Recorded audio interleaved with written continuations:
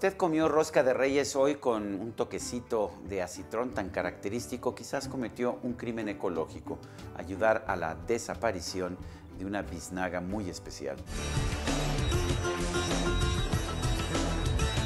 Hace 100 años el gobierno del Tíbet firmó un acuerdo con el régimen chino para garantizar su independencia. Esto no impidió, sin embargo, que cayera finalmente bajo el dominio chino. Una pequeña novela y una colección de relatos hicieron que Juan Rulfo se convirtiera en uno de los escritores más destacados de la lengua española. Todo esto en Quinto Poder, el programa de reportaje con opinión.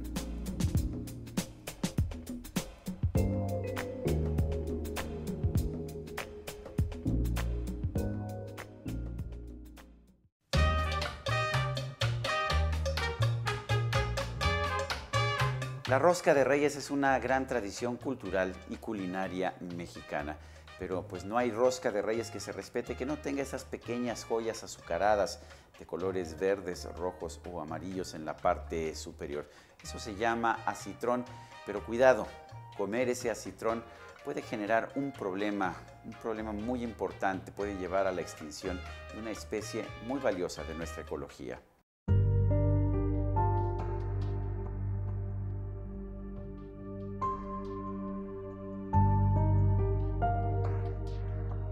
El doctor Héctor Hernández es investigador del Instituto de Biología de la Universidad Nacional Autónoma de México. Gracias, doctor Hernández, por esta conversación.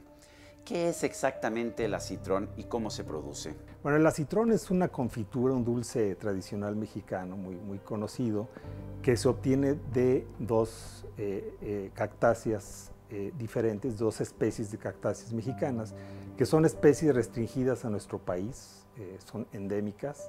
No existen de manera natural en ningún otro país, y de la manera en que se obtiene es que se quita la cobertura de espinas al cuerpo de estas plantas, y se corta el tejido interno en fragmentos pequeños, se pone a hervir con grandes cantidades de azúcar. Posteriormente se deja cristalizar y de esa manera se obtiene este dulce, ¿no?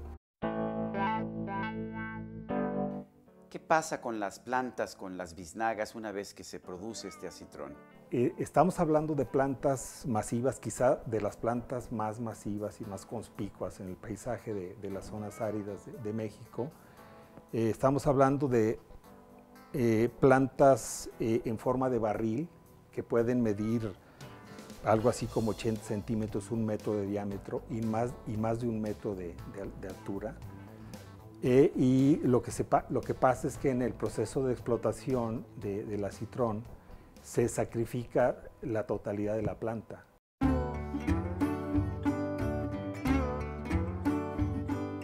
¿Es esta la razón por la cual las biznagas o ciertas especies de biznagas están en peligro de extinción? Sí, lo que pasa es que es un producto que no se cultiva, sino la extracción proviene básicamente de plantas que son explotadas, que son extraídas del medio natural, y estas dos especies de biznagas tienen la particularidad de que su crecimiento demográfico es muy lento. O sea, se reproducen en episodios muy lentos en el tiempo, su crecimiento demográfico es casi cero, de manera que la explotación generalmente sobrepasa la capacidad de estas especies para mantenerse en un equilibrio demográfico sano. Entonces, esto es un ejemplo bien claro de explotación que no es sustentable.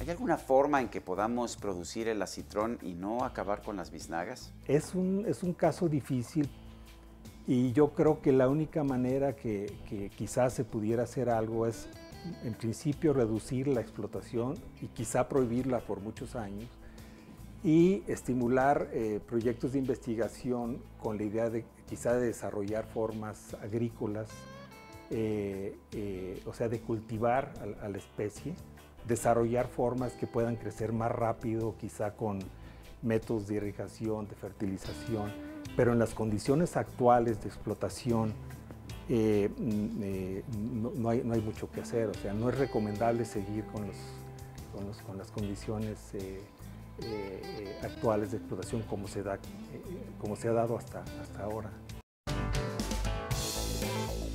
La ignorancia no será ya pretexto el próximo 6 de enero.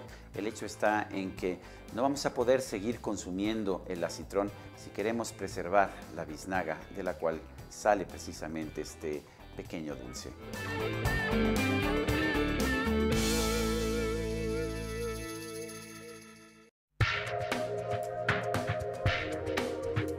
El 11 de enero de 1913, hace casi 100 años de edad, el Tíbet firmó un acuerdo con China que garantizaba su independencia.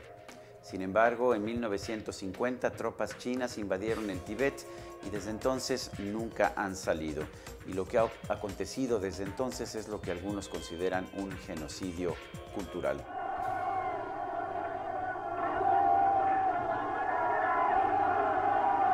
¿Por qué es tan codiciado el Tíbet? Bueno, el Tíbet es un lugar con cualidades muy particulares. En primera instancia, su posición geopolítica. Se encuentra justo en el corazón del Asia Central, dividiendo o separando a lo que es actualmente el territorio de la República Popular China de la India, que han sido superpotencias y culturas adversarias a lo largo de la historia en términos generales. Por otro lado, los recursos naturales que encontramos en el Tíbet son excepcionales. Para empezar, los climatólogos describen hoy en día a la meseta tibetana como el tercer polo, y le llaman así porque la mayor cantidad o presencia de agua potable en el planeta después de los dos polos se encuentra precisamente en los glaciales del Tíbet. Todos los grandes ríos del Asia nacen en la meseta tibetana, el Yangtze, el Brahmaputra, el Salween, el Indus, etc. Al mismo tiempo, el Tíbet tiene las reservas forestales más importantes del Asia Central y finalmente las reservas minerales más grandes del planeta, entre ellas de uranio, oro y plata.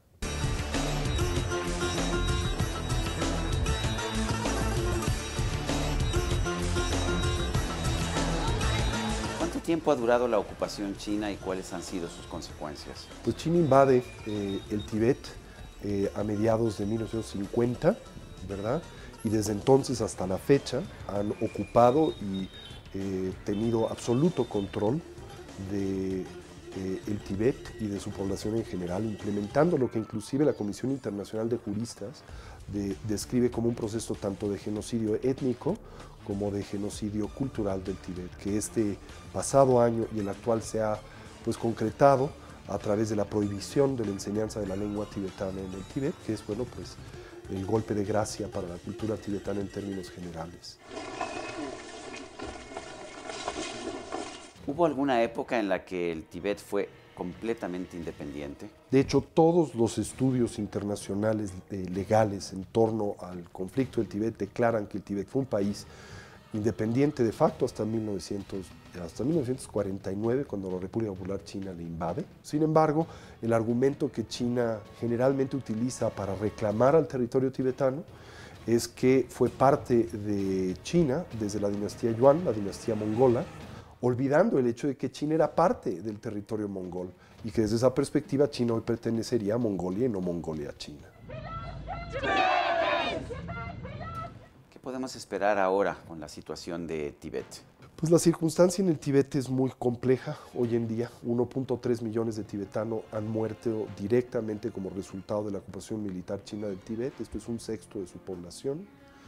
De 6.250 monasterios que representaban las sedes culturales y las sedes de la identidad nacional del Tíbet quedaron en pie para la década de los 70, 17. O sea, uno puede darse cuenta de la devastación cultural que Tíbet ha sufrido y la devastación ambiental que Tíbet sufre hoy en día es de preocupación para el planeta entero. Entonces, bueno, pues la circunstancia es difícil. China tiene una presencia militar masiva en Tíbet, más de 450.000 efectivos militares en la meseta tibetana, para una población no mayor de 5 millones de tibetanos.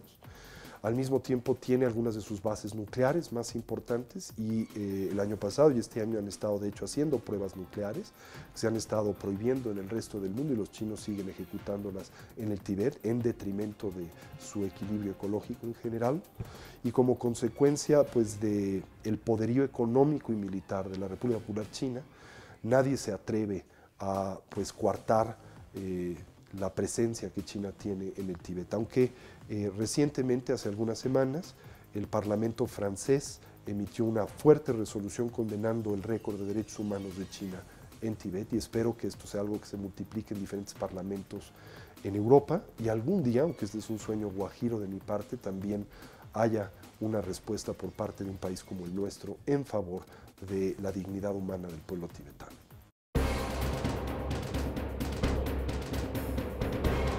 El mundo ya ha aceptado virtualmente la conquista de Tíbet por parte de China.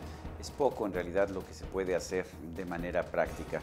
Y sin embargo, eso no quiere decir que no debemos estar conscientes de que el Tíbet era un país independiente y un país que ha venido perdiendo su cultura y su identidad étnica precisamente como consecuencia de la invasión china de 1950.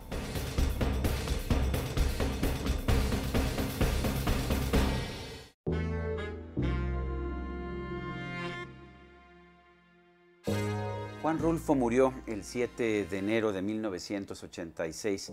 Fue un escritor realmente notable, considerado como uno de los grandes de la literatura en habla española o de la literatura internacional.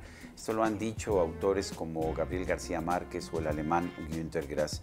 Lo más curioso de todo es que él escribió nada más 2 libros. Estos 2 libros que tengo yo aquí, una novela, Pedro Páramo, como usted ve no es una novela muy grande, y una pequeña colección de relatos que se llama El llano en llamas.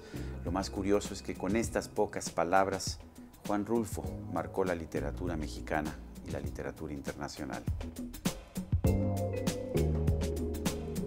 Vine a Comala porque me dijeron que acá vivía mi padre, un tal Pedro Páramo. Mi madre me lo dijo y yo le prometí que vendría a verlo en cuanto ella muriera. Le apreté sus manos en señal de que lo haría, pues ella estaba por morirse y yo en un plan de prometerlo todo. No dejes de ir a visitarlo, me recomendó. Se llama de este modo y de este otro. Estoy segura de que le dará gusto conocerte. Entonces no pude hacer otra cosa sino decirle que así lo haría, y de tanto decírselo se lo seguí diciendo, aún después que a mis manos les costó trabajo zafarse de sus manos muertas. Juan Rulfo nos ofrece un retrato de la pobreza en nuestro país, pero lo hace también con personajes muy humanos, personajes muy distintos a aquellos con los que tantos otros autores han hablado de una pobreza que realmente no entienden. Juan Rulfo entiende esa pobreza y la describe como nadie.